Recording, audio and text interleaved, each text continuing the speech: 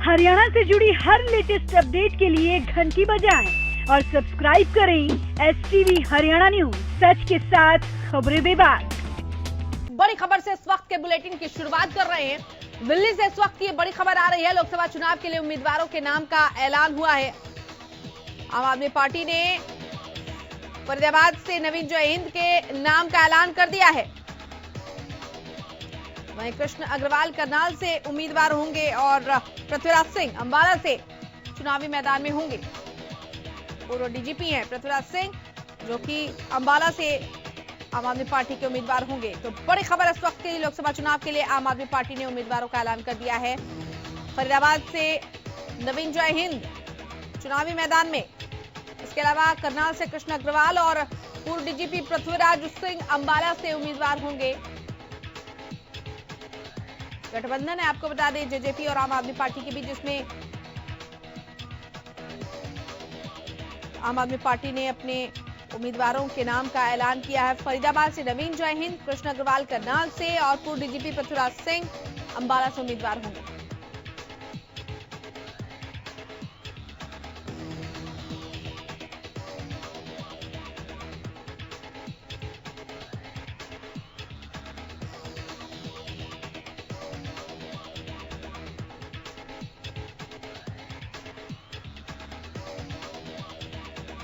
तो बड़ी खबर इस वक्त की, संयुक्त गठबंधन जेजेपी और आम आदमी पार्टी का सीटों का समीकरण बिठाकर अब आम आदमी पार्टी ने अपने उम्मीदवारों के नाम का ऐलान कर दिया है। फरीदाबाद से नवीन जयहिंद को टिकट मिली है। कृष्ण अग्रवाल करनाल से मैदान में होंगे और पूर्व डीजीपी पृथ्वीराज सिंह अंबाला से चुनावी समर में होंगे।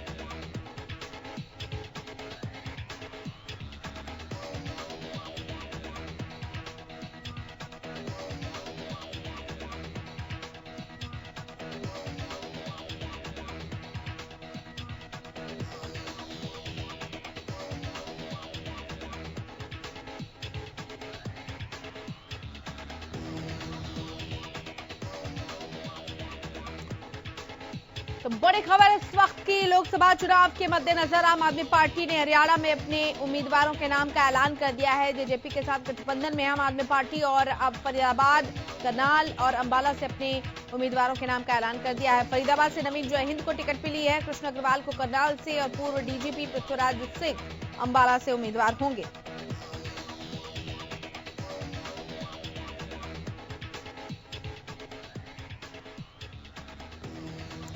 हमारे साथ राजनीतिक विश्लेषक प्रदीप नरूला जी इस वक्त फोन लाइन पर जुड़ गए हैं। प्रदीप जी, आवाज मिल रही है? जी मिल रही है। प्रदीप जी, आम आदमी पार्टी ने 3 सीटों पर नाम का ऐलान कर दिया है। कैसे देख रही हैं? कितने दमदार चेहरे आपको ये नजर आ रहे हैं? फरीदाबाद से नवीन जयहिंद हैं, करनाल से हैं कृष्ण अग्रवाल और अंबाला से उम्मीदवार हैं पूर्व डीजीपी पृथ्वीराज सिंह। देखिए, मैं आपको बताऊं कि सिर्फ एक पहले भी ये तय था कि आम आदमी पार्टी के पास हरियाणा में सिर्फ एक नवीन जयहिंद ही चिर परिचित चेहरा है, क्योंकि वो उनके प्रदेश अध्यक्ष रहे हैं, काफी दिनों से सक्रिय भी हैं। बाकी तो जो कयास था कि इस तरह के चेहरे आएंगे, शायद कुछ लोगों ने नाम सुने होंगे, कुछ लोगों ने नहीं सुने होंगे, और नवीन जयहिंद ही इनमें मुझे लगता है कि तीनों जगह में फरीदाबाद में कुछ थोड़ा बहुत प्रभाव छोड़ सकते हैं। बाकी ना तो यहाँ आम आदमी पार्टी का संगठन है और ना ही आम आदमी पार्टी की इतनी मजबूती है। आम आदमी पार्टी की अगर मजबूत होती तो पूरे हरियाणा में 3 सीट पे ना लड़ रही होती, बिल्कुल, और लगातार कांग्रेस पर प्रेशर ना बना रही होती कि गठबंधन कर लीजिए। तो इसलिए ठीक है, कैंडिडेट तक होता है, ये जनता चुनती है, जनता ही फैसला करती है कैंडिडेट कैसा है। लेकिन राजनीतिक हलकों में जो कयास लगाए जाते हैं, उन कयासों में ये तय है कि कोई बहुत ज्यादा खासा प्रभाव नहीं पड़ने वाला। चलिए प्रदीप जी, बहुत शुक्रिया आपका इस जानकारी के लिए। प्रदीप नरूला हमारे साथ राजनीतिक विश्लेषक जुड़े हुए थे और बता रहे कि बहुत कोई खास असर नहीं होने वाला है। ये जो 3 नामों का ऐलान किया है, ये कोई बहुत प्रभावशाली चेहरे नहीं है। नवीन जयहिंद थोड़ा बहुत प्रभाव छोड़ सकते हैं क्योंकि लंबे अरसे से सक्रिय रहे हैं। बाकी के जो 2 चेहरे हैं वो इतने प्रभावशाली नहीं है। यही वजह रही है कि बीजेपी लगातार निशाना साध रही है कि विपक्ष को तो उम्मीदवार तक नहीं मिल रहे हमारे बनिस्बत। तो ऐसे में पार्टी के लिए ये जो 3 चेहरे हैं वो कितने कारगर साबित होंगे, वो खैर 23 मई को ही पता चल पाएगा। बहरहाल आपको बता दें कि लोकसभा चुनाव के लिए आम आदमी पार्टी ने उम्मीदवारों के नाम का ऐलान कर दिया है।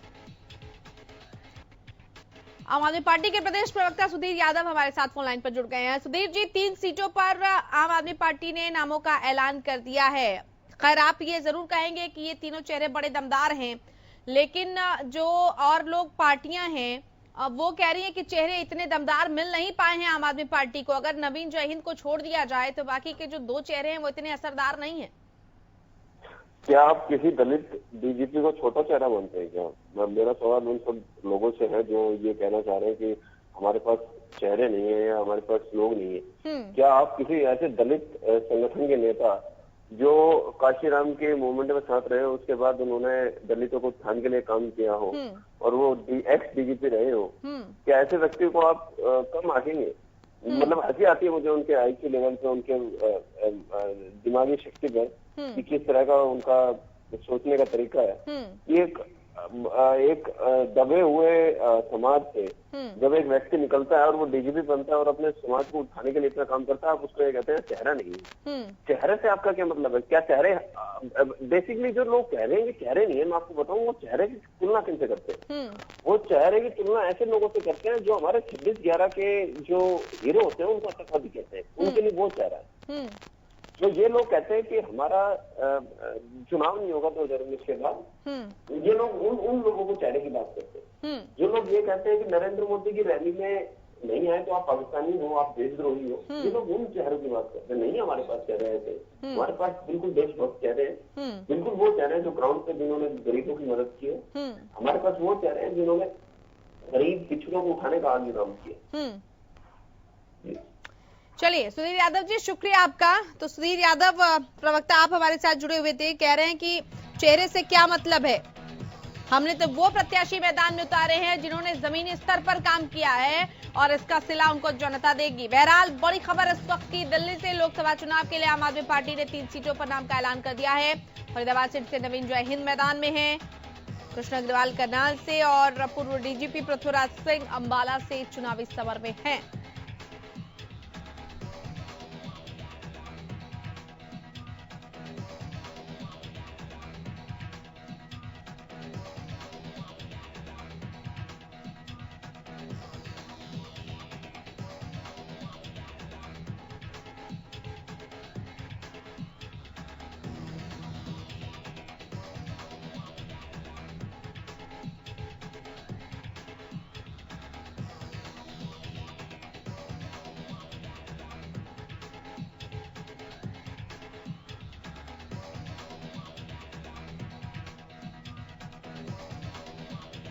बड़ी खबर इस वक्त की, फरीदाबाद सीट से नवीन जय हिंद आम आदमी पार्टी के उम्मीदवार हैं, कृष्ण अग्रवाल करनाल से और अंबाला से पृथ्वीराज सिंह। बीजेपी आप गठबंधन में, आपको बता दें कि अब आम आदमी पार्टी ने भी अपने प्रत्याशियों के नामों का ऐलान कर दिया है।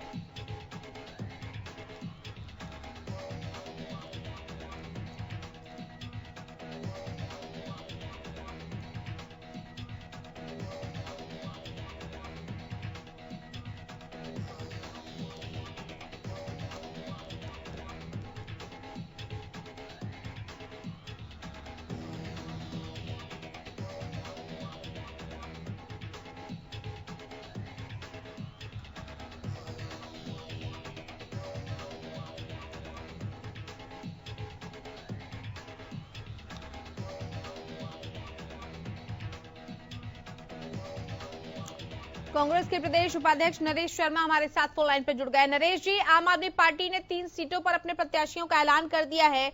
फरीदाबाद से नवीन जय हिंद है मैदान में, करनाल से कृष्ण अग्रवाल हैं और अंबाला से पृथ्वीराज सिंह। कितनी मजबूती आप देख पा रहे हैं आम आदमी पार्टी के इन उम्मीदवारों में? हालांकि लगातार आपकी पार्टी पर उन्होंने ये कहा कि आप गठबंधन कर लीजिए, लेकिन खैर कांग्रेस ने सुनवाई की नहीं, तो कितनी मजबूती आप देख पा रहे हैं इन उम्मीदवारों में?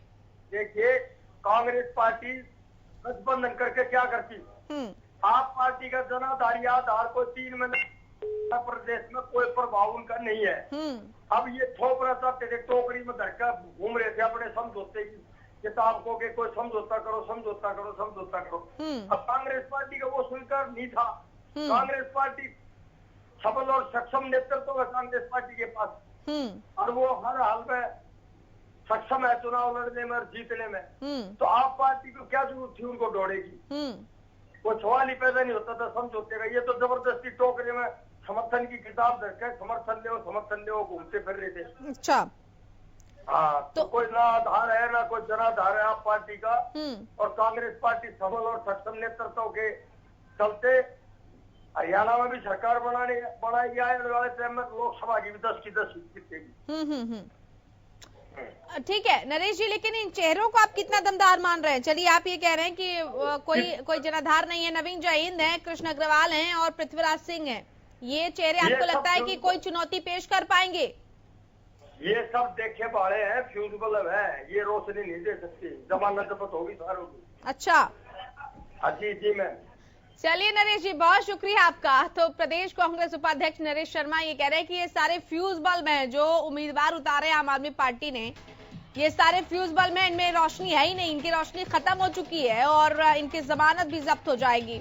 तो बड़ी खबर इस वक्त की आपको दिखा रहे हैं। लोकसभा चुनाव के लिए आम आदमी पार्टी ने उम्मीदवारों का ऐलान किया और सभी पार्टी अपने अपने तरीके से इस पर निशाना साध रही हैं।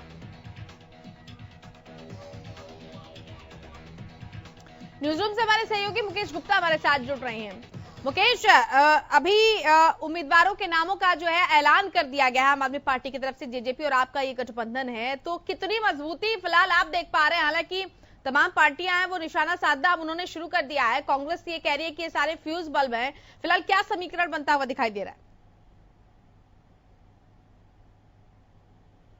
लगभग जो अटकलें चल रही थी तीनों के पार्टियों के गठबंधन को लेके, वो मनीष सिसोदिया के कल प्रेस कॉन्फ्रेंस के हालांकि थोड़ा सा विराम लगा, लेकिन अभी भी अंदर खाने में ये खलबली मची हुई है कि अभी जो तीनों के गठबंधन की बात है वो 3 सीटों पे भी फिलहाल रुकी हुई है, क्योंकि अभी तक 7 सीटें, 4 सीटें जो है वो जेजेपी और 3 सीटें जो है आम आदमी पार्टी की तरफ से क्लियर हुआ है। लेकिन 3 सीटों पे क्लियरेंस किसको मिलेगा अभी तक इस पे सस्पेंस बना हुआ है। लेकिन अभी तक सूत्रों से ये खबर मिल रही है कि ये पूरी गठबंधन की जो फिराक है वो राहुल गांधी तय कर सकते हैं कि 7-2-1 पे फार्मूला बनेगा या फिर जो है 6-3-1 का फार्मूला बनेगा। ये इसलिए कि अभी तक किसी ने नॉमिनेशन तमाम चीजों पे जो है नहीं किया है आम आदमी पार्टी की तरफ से, क्योंकि कल उन्हें नॉमिनेशन करना था और उस पे जो है उनको रोक दिया गया। तो निश्चित तौर पे कहीं ना कहीं अंदर जो बातें चल रही हैं गठबंधन को लेकर के, मुझे लगता है कि कहीं ना कहीं तमाम सारी गतिविधियों पे चर्चा अभी भी राष्ट्रीय स्तर पे चल रही है, जिसके कारण से इन 3 सीटों पे अभी सहमति नहीं बन पाई है। लेकिन पूरे समीकरण को देखा जाए तो तमाम, जहां पे बीजेपी के तमाम दिग्गज बड़े नेता हैं, अगर हम फरीदाबाद की बात करें तो कृष्णपाल गुर्जर हैं, वहीं अंबाला से बात करें तो दूसरी बार टर्म्स में आने वाले रतनलाल कटारिया हैं। तो इन सबको मुश्किल से, क्योंकि ये मौजूदा सांसद के साथ साथ बड़े ओहदे के नेता है, ऐसे में आम आदमी पार्टी जो कि पहली बार किस्मत आजमा रही है इन सभी कैंडिडेट के जरिए, वो कितना अपने आप को वहां इनके सामने टिक पाती है, ये तो मुझे लगता है कि 12 तारीख को जनता तय करेगी कि वो इन फेसेस पे कितना भरोसा करती है, या फिर दूसरी बार जो है तमाम जो जहां से बीजेपी के कैंडिडेट हैं, जहां से वो पिछले पुराने प्रत्याशी के तौर पे जीत के आए थे, उनको जनता जो है भरोसा उन पे जताती है। हाँ बिल्कुल मुकेश, एक बहुत अहम बात आपने कही है कि ये तो खैर उस दिन ही पता चल पाएगा, लेकिन जो कड़ी चुनौती है वो आपको लग रहा है कि आम आदमी पार्टी के जो तमाम उम्मीदवार हैं वो पेश कर पाएंगे? क्योंकि कांग्रेस के प्रदेश उपाध्यक्ष से हमारी अभी बात हुई है जिसमें उन्होंने तंज कसा और कहा कि ये सारे फ्यूज बल्ब हैं। हालांकि आम आदमी पार्टी के भी जो प्रवक्ता थे वो भी हमारे साथ जुड़े हुए थे और ये कह रहे हैं कि चेहरे से कुछ नहीं होता है, सिर्फ चेहरे को चमका दिया जाए, जमीनी स्तर पर कोई काम ना करे। जितने उम्मीदवारों को हमने मैदान में उतारा है वो सारे पब्लिक के बीच जाके काम करने वाले चेहरे हैं, तो जनता उनका चेहरा अपने आप चमका देगी। देखिए रेणु, कांग्रेस पहले से आश्वस्त है और खास तौर से स्थानीय नेतृत्व की बात करें जो हरियाणा के अंदर है, वो चाहते भी हैं कि कोई भी पार्टी से इनका गठबंधन ना हो और वो पूर्ण तरह से स्वतंत्र तरीके से हो, लोकसभा चुनाव को लड़ सके। और उनको अपने चुनाव लड़ने पे पूरा भरोसा भी है कि पूरी तरीके से स्थानीय नेतृत्व जो है वो काफी जो है एकजुटता है उनके अंदर। लेकिन कहीं ना कहीं बड़े राष्ट्रीय नेतृत्व की अगर हम बात करें तो उनके नजर में अभी भी लगता है कि गठबंधन की सुगबुगाहट, एक रास्ता जो है वो उसे खोल के रखना चाहिए, जिसके कारण से अगर कोई फैसला आखिरी वक्त में लेना पड़े, क्योंकि मुझे जहां तक जानकारी है कि सोमवार तक का जो है ऑफर दिया गया है कांग्रेस को सोचने के लिए इस विषय पे कि आप जो है हमारे साथ आएंगे या फिर नहीं आएंगे। लेकिन गोपाल राय ने कांग्रेस को लेकर यह तंज कसा है कि उन्होंने साफ तौर पे कहा है कि कांग्रेस जो वादा करती है वो कहीं ना कहीं अपने वादों से जो है हटते हुए नजर आ रही है। तो निश्चित तौर पे स्थानीय जो लीडर हैं, चाहे गोपाल राय वर्तमान में आम आदमी पार्टी के हरियाणा के प्रभारी हैं और आम आदमी पार्टी में एक अच्छी पैठ रखते हैं, तो निश्चित तौर पे उनकी बयान को अगर इस तरीके से हम देखें तो कहीं ना कहीं पूरे मामले को लेकर के एक बार और कांग्रेस के जो राष्ट्रीय नेतृत्व है उनको फैसला लेना है पूरे मसले को लेकर के कि वो इनके साथ आएंगे। लेकिन मुकेश, आपको लगता है कि ये जो नेतृत्व है वो फैसला ले पाएगा? क्योंकि लगातार तंज कसे जा रहे हैं, लगातार इस बात को नकारा जा रहा है। भूपेंद्र हुड्डा कह रहे हैं कि अभी इतने बुरे दिन नहीं आए हैं कांग्रेस के जो तमाम प्रवक्ता ये कह रहे हैं कि ये लोग तो टोकरे में किताब लेकर समर्थन की घूम रहे हैं कि ले लो, लेकिन हमें जरूरत है ही नहीं है। तो इतने धिक्कार के बाद और अब तीसरे चरण का मतदान भी लगभग अब मंगलवार को समाप्त हो जाएगा, इतना वक्त बचा है क्या कि इस पर अब माथापच्ची की जाए या कांग्रेस के पास ये विकल्प बच रहा है? क्या लगता है आपको? देखिए रेणु, निश्चित तौर पे आम आदमी पार्टी अगर सत्ता में आई थी तो वो कांग्रेस को हथियार बना के आई थी, इसमें कहना गलत नहीं होगा। क्योंकि जब आंदोलन चला था तो आम आदमी पार्टी ने पूर्णतः कांग्रेस को निशाना बना करके दिल्ली की सत्ता तक हासिल किया था।